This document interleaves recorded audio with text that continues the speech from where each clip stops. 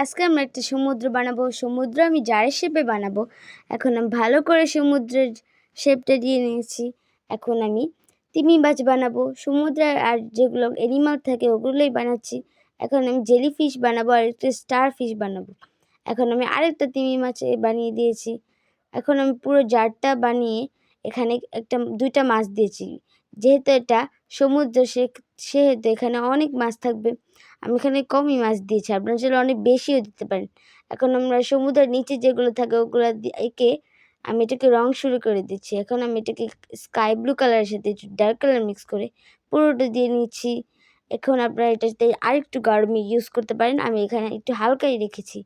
হালকা কালারটা আমি পুরোটাতে দিয়ে তিমিটা কালার করবো। তিমিটাতে আমি ওই কালারের সাথে আরেকটু হোয়াইট কালার মিক্স করে পুরোটাতে কালার করে নিয়েছি। এই সময় আমার হাতের অবস্থায় অনেক কালার লেগে গেছে। তারপর আমি এটাকে পরিষ্কার করে আবার কালার করা শুরু করে নিয়েছি। এখন আমি জেলিফিশে একটু ইয়েলো কালার দিয়েছি।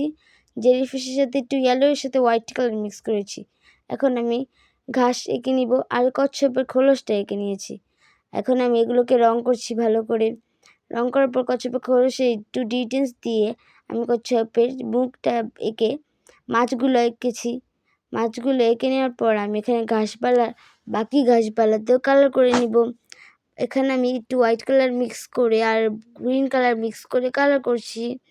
ভালো করে কালার করতে হবে যেন এটা অনেক সুন্দর লাগে। যত বেশি ভালো করে কালার করবেন এটা তত সুন্দর লাগবে।